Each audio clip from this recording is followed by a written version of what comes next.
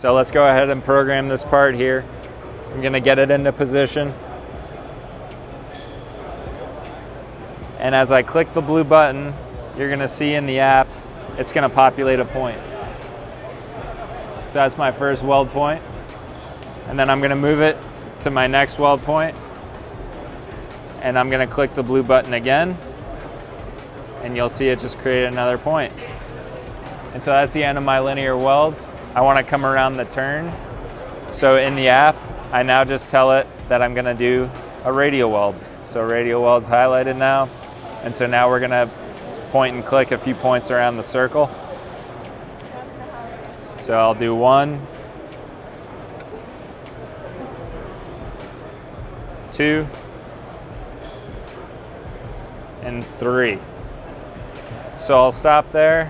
I'm gonna hit save.